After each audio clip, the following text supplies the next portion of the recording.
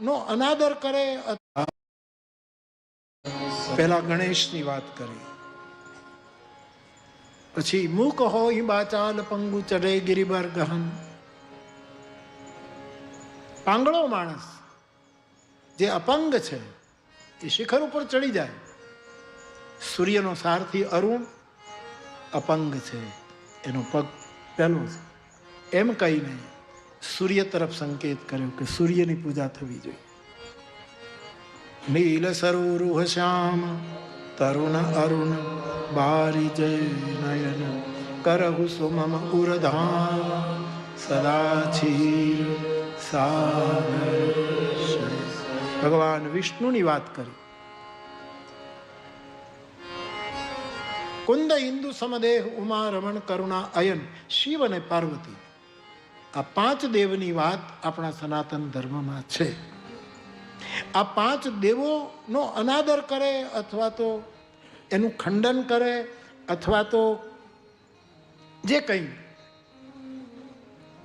કોઈ કરે તો સમાજનો એ સનાતન ધર્મનો અપરાધ છે. મારા ગામડાના ભાઈ બહેનો, આપણા ગામમાં જગદંબા, શિવ, ગણેશ અને સૂર્યની સાથે તો આપણો ગામડાનો નાતો હોય જ સાહેબ, કારણ કે આપણે સૂર્ય સાથે તો જોડાયેલા.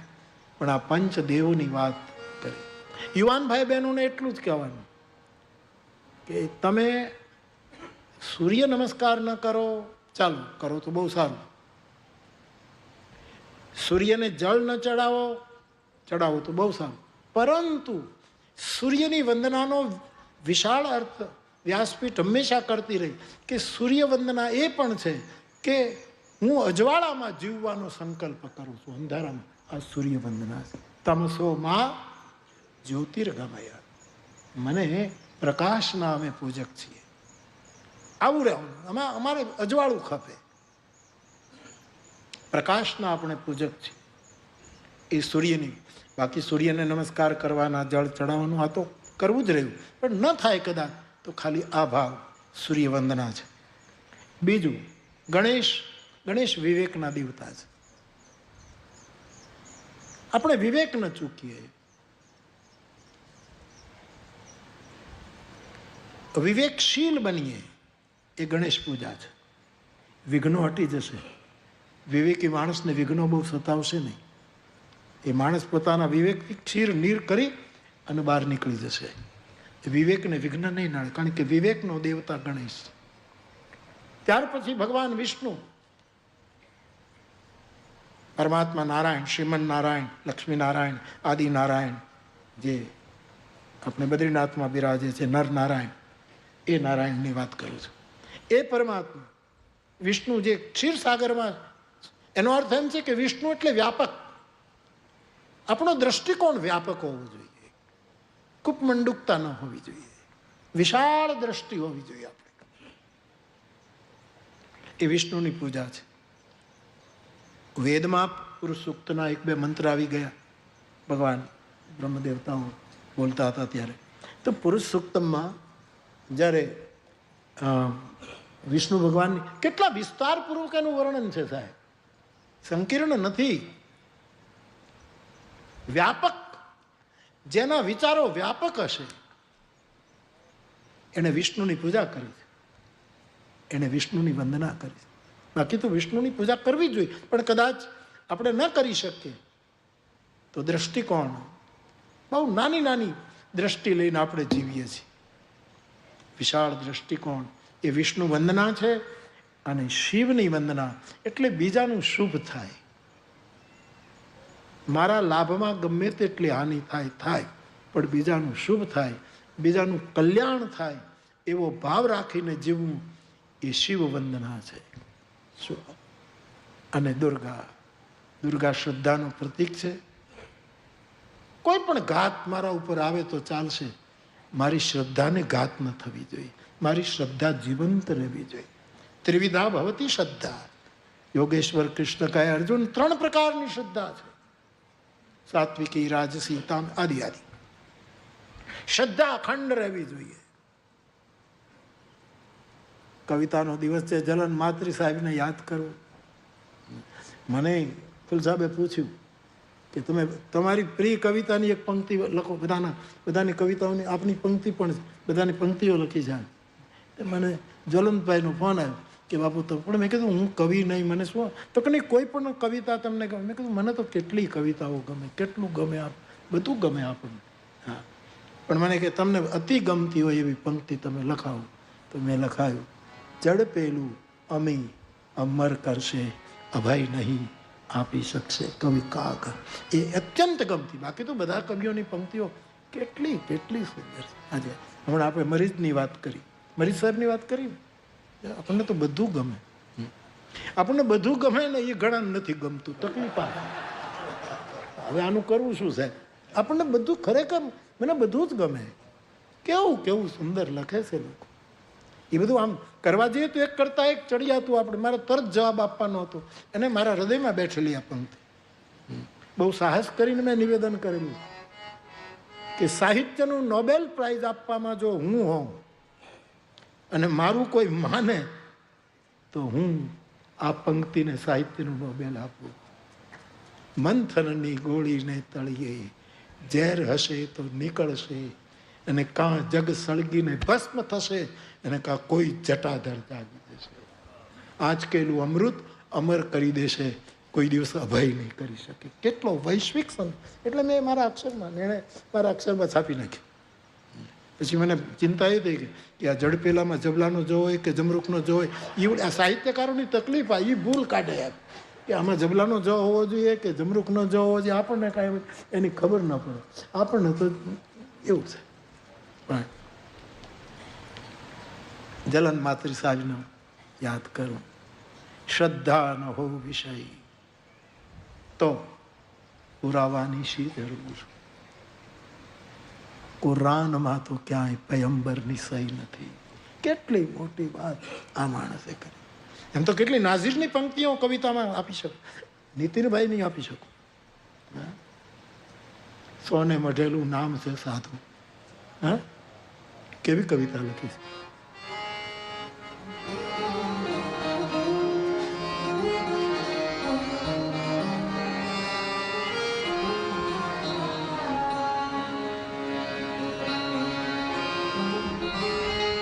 સોને મઢેલું નામ છે.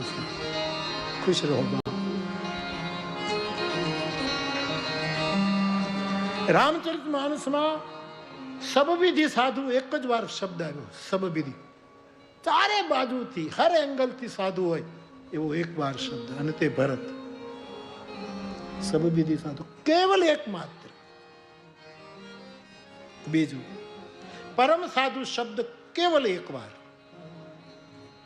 અને મને કહેવા દો, સાધુતા શબ્દ કેવલ એક વાર. આનો કોઈ જોતો નથી. આની આરે કોઈ ઊભું ન રહી શકે. બેજોડ છે આ શબ્દ છે. સકલ અસ્તિત્વનું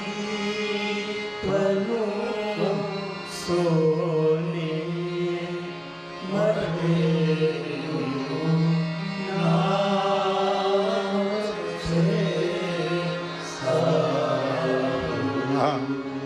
પરમનું પ્રેમથી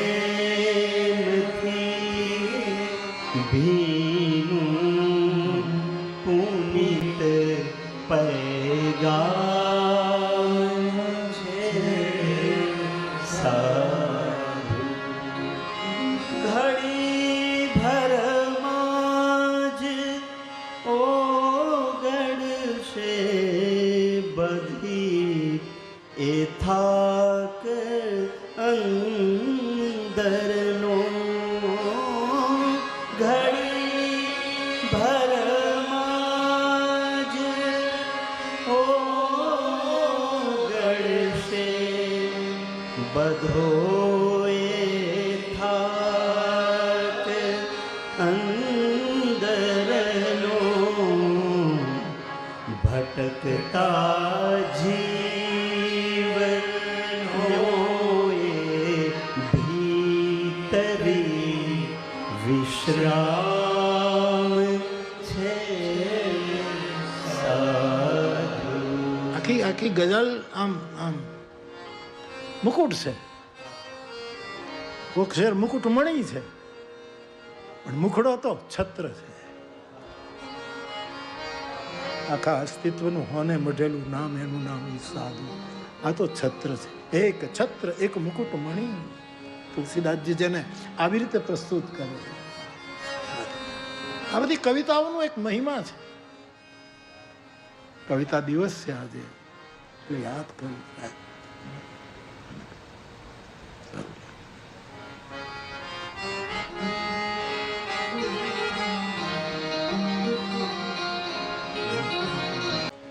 શતાયુ હોય એને પૂછો કે ક્યારે કેટલું ને કેવું જીવાયું છે. એ શતાયુ થઈ ગયા હોય. શું ગઝલ છે. હમણાં જો આપણે સ્વામી, શું નામ બે ભાઈ છે, શ્યામ, એમને મારી પાસે આ પહેરવીમાં ગઝલ રજૂ કરી. આટલી સુંદર ગાય પહેર, અને આજે ઓલા ચોખા નાખ્યા ને એ એનું જ છે, એને એમ નથી વાર એની એને બહુ બહુ પેલું કરે, બહુ મજા ને પહેરે. મને યાદ નથી, પણ જે શતાયુ હોય એને પૂછો કે ક્યારે કેટલું અને કેવું જીવાયું છે. અને છેલ્લી પંક્તિ તો કહે કે તમારે મન ગઝલ મનોરંજન, મારે મન તો પ્રાણવાયુ છે સાહેબ. તમારે મન કદાચ ચોપાય મનોરંજન, મારા માટે તો પ્રાણવાયુ છે સાહેબ. અમારું તો આ જીવન છે, આને લીધે જીવાય છે. કેવી કવિતાઓ લખે. આપણે દશાનંદના દેશમાં રહીએ છીએ, પણ એમાં માયલો જટાયું છે. આવા શેરો મનોજ ખંડેરી, અનિલ જોશીને, રમેશને તો શું કહેવું, રમેશ પારેખને તો ક્યાં આપણે આ બધા આપણા. હવે આમાં બધા આમાં શું છે કે અમુક આપણને યાદ આવે ને પછી ન આવે તો ઘણાને એમ થાય કે અમારું કેમ ન આવ્યું, પણ હવે તમારું કાલે આવશે, યાદ આવશે તમારું કાલે કહીશ. કાંઈ બધું કાંઈ થોડો કાપો વાળવાનું આપણને, એટલું બધું આપણને યાદે હોય એટલે બધું યાદ રખાય નહીં સાહેબ. બહુ જેટલી સ્મૃતિ જરૂરી એટલી જ વિસ્મૃતિ પણ જરૂરી છે અધ્યાત્મ જગત માટે. ભૂલવું બહુ જરૂરી છે. પણ મને તો આ બધાને સાંભળવું એટલે આપણે તો કેવું કેવું લખે છે બધા સાહેબ, બહુ આનંદ આવે.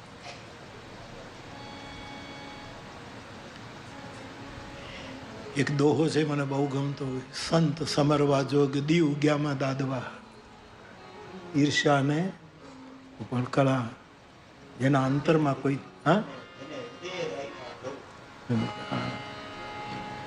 બહુ સરસ છે. ખેર છોડો.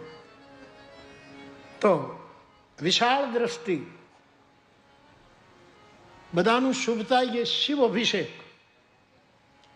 અને આપણી શ્રદ્ધા. એટલે મને નાઝીર યાદ આવ્યા. શ્રદ્ધા ન હો વિષય તો પુરાવાની શી જરૂર, કુરાનમાં તો ક્યાંય પયંબર નહીં સહી નથી. બધા કવિઓ સુરેશભાઈને યાદ કરીએ તો એનું કેટલું કેટલું. હરીન્દ્રભાઈ તો કચ્છના છે, એનો માણસ છે સાહેબ, કચ્છનો જણ છે. કેવું કેવું લખ્યું છે. ખેર, બધા કવિઓને વંદન, એની કવિતાઓને નમન કરું છું, બધાની રચનાઓને પ્રણામ કરું છું. તો શ્રદ્ધા બહુ જ મોટી વસ્તુ છે. તો પંચદેવની વાતો કરી, અને પછી બંદવ ગુરુપદ કંજ કૃપા સિંધુ નર રૂપ હરી.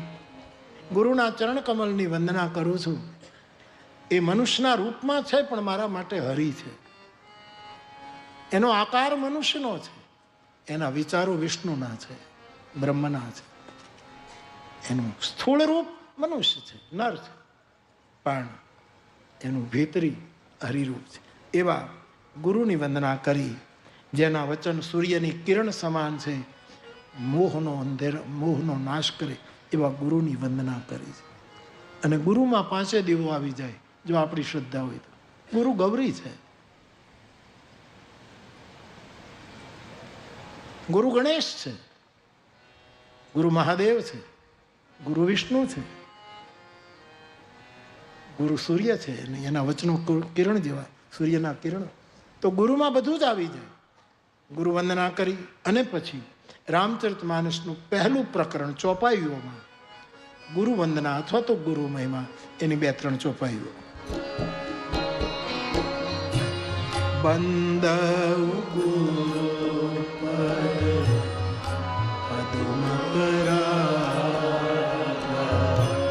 સુરુચિ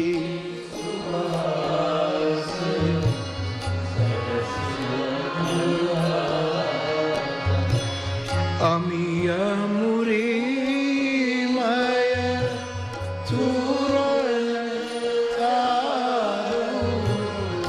સમન સકલ ભવ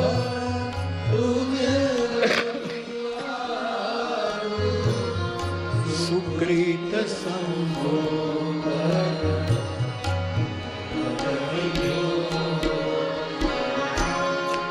મંજુલ મંગલ ભૂત પ્રસૂતિ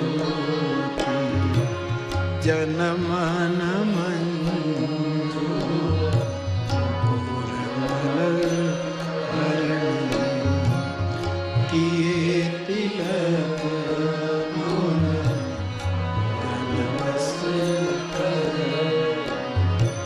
શ્રી ગુરુપદ રજ મૃદુ મંજુલયમ નયનયમી દૃગ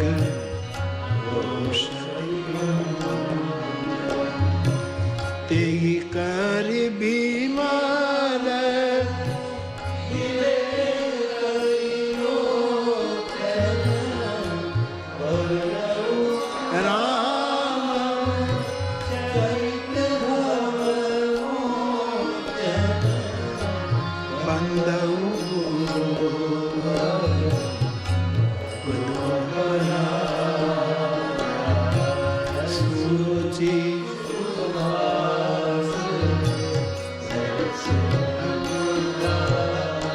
એક જ વાક્યમાં ગુરુની વ્યાખ્યા કરવી તો આટલી કરી શકાય વ્યાસપીઠ દ્વારા કે ભટકાવે એ ગુરુ નહીં, અટકાવે એનું નામ ગુરુ. તમને ભ્રમિત કરી દે, ભટકાવે. ભટકવાથી પ્રતિષ્ઠા મળે, અટકી જવાથી નિષ્ઠા ઉત્પન્ન થાય. ભટક્યા કરી આજે અહીંયા, કાલ અહીંયા, ફલાણો પહેલાં અહીંયા, અહીંયા, ત્યાં આજે અહીંયા દેખાય, કાલે વિડીયોમાં ક્યાંક બીજે દેખાય, આમ જે બધી જગ્યાએ રખડીએ પ્રતિષ્ઠા મળે, પણ એક જગ્યાએ અટકી જઈએ, ભરોસો દૃઢ એને ચરણની કેરો, એ નિષ્ઠા પેદા. તમે ખૂબ ઝૂમો ને તો તમને પ્રતિષ્ઠા મળે. મંચ ઉપર ઝૂમો, ડાન્સ કરો, નાચ કરો, કલાકૃતિ કલા છે તો પ્રતિષ્ઠા બહુ મળે છે.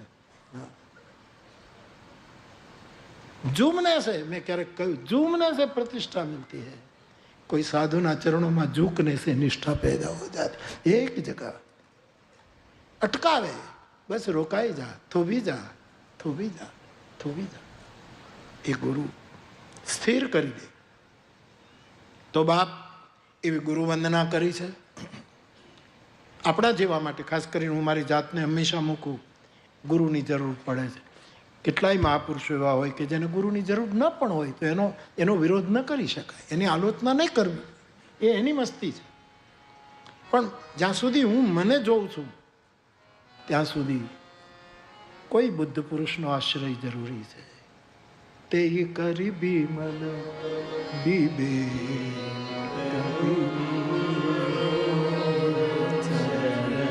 બરનાઉં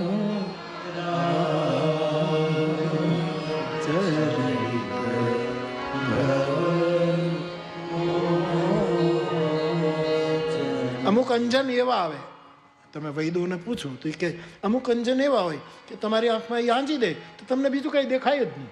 મેજિક પણ છે. તમારી આંખમાં કંઈક એટલું લગાવી દે કે તમને પછી બીજું કાંઈ દેખાય.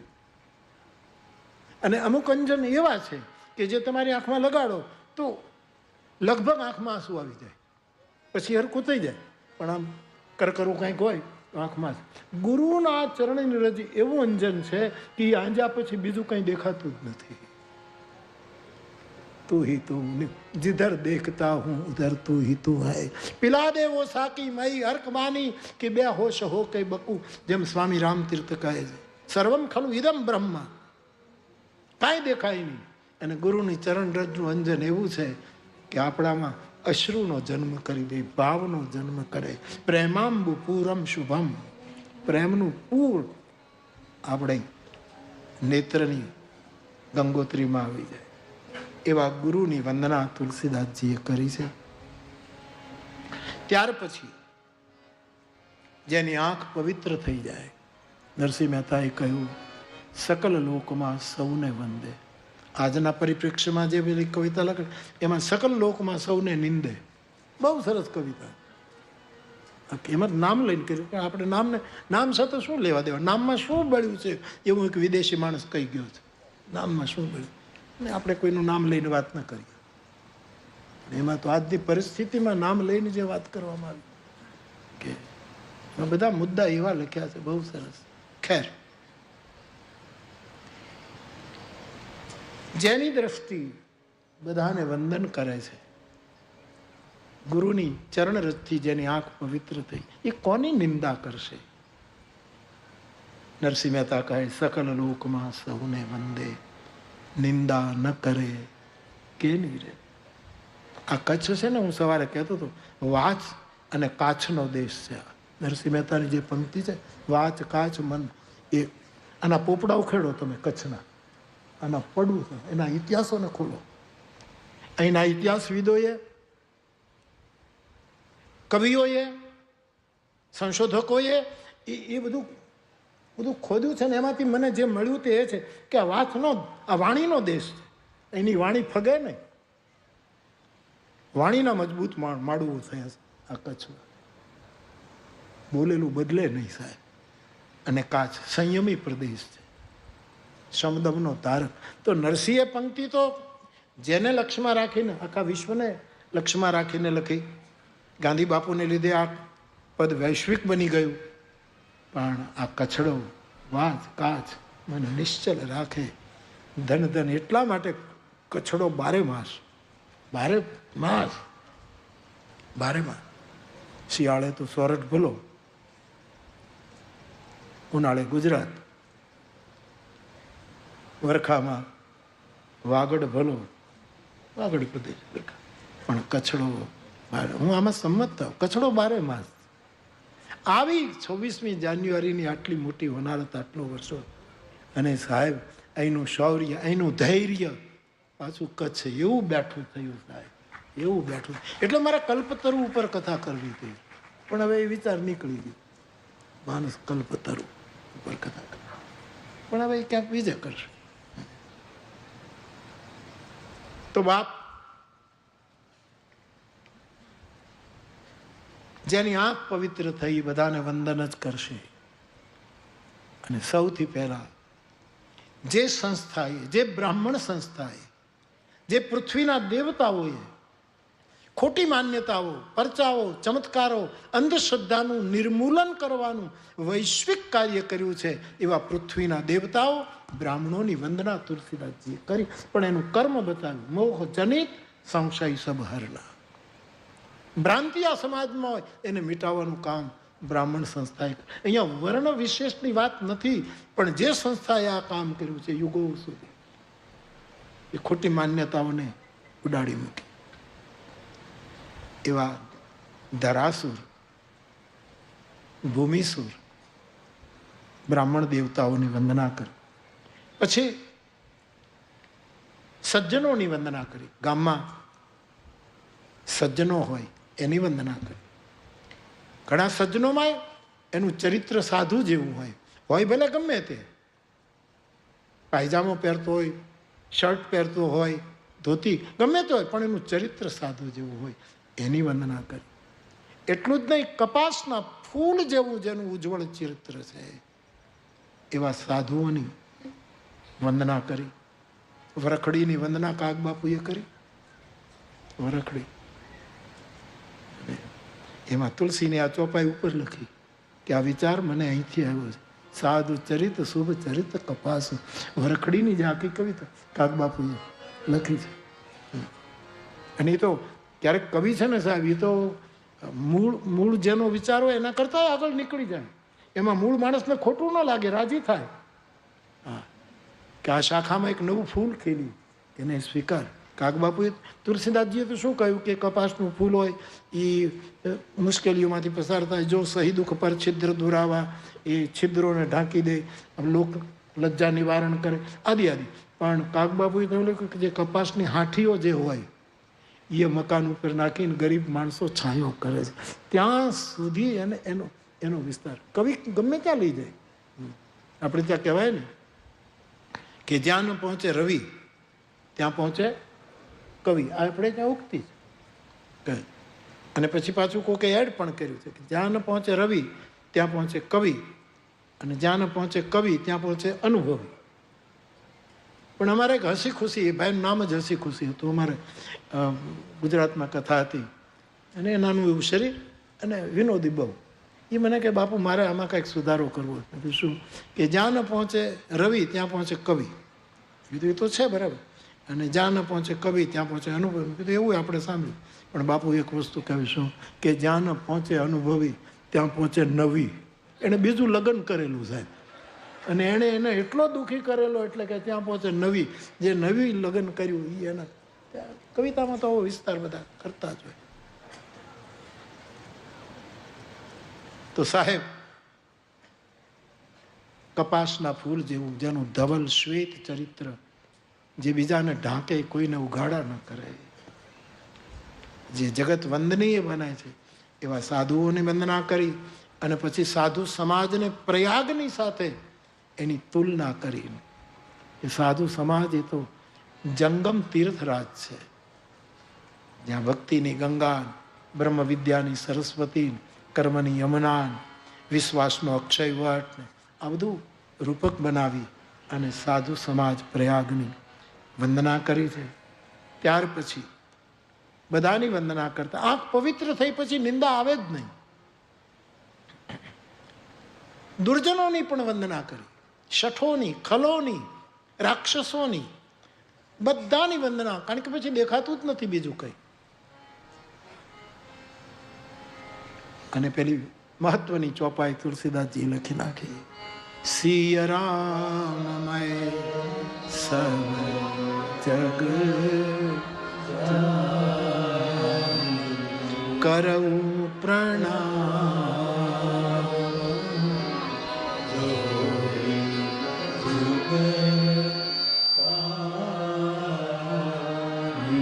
આખું જગત સીતારામમય સમજીને હું હાથ જોડીને બધાને તુલસી કહે પ્રણામ કરું છું. અને પછી રામચરિત માનસના પાત્રોની વંદના, એટલે કે પાત્ર પરિચય આપ્યો. સૌ પહેલામાં કૌશલ્યા આદિ અન્ય રાણીઓ એ માતૃ વંદના કરી. પછી મહારાજ દશરથજીની વંદના કરી, જનકરાજનો પરિચય અને એની વંદના કરી, પરિજન પૂરજન સાથે. ચાર ભાઈઓમાં સૌથી પહેલા ભરતજીની વંદના કરી, પછી લક્ષ્મણજીની વંદના કરી, પરિચય આપ્યો અને વંદના કરી. શત્રુઘ્ન મહારાજની વંદના અને પરિચય આપ્યો. આમ બધા પાત્રોનો પરિચય આપતા આપતા વચ્ચે શ્રી હનુમાનજી મહારાજની વંદના અને પરિચય આવ્યો. મહાબીર બિનવ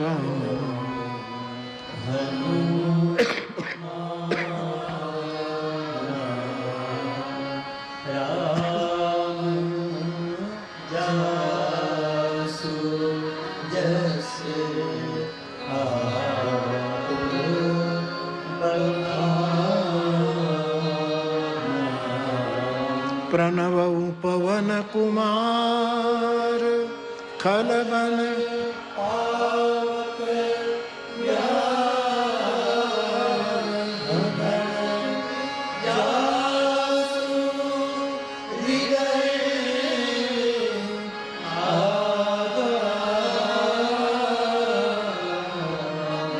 बस राम सर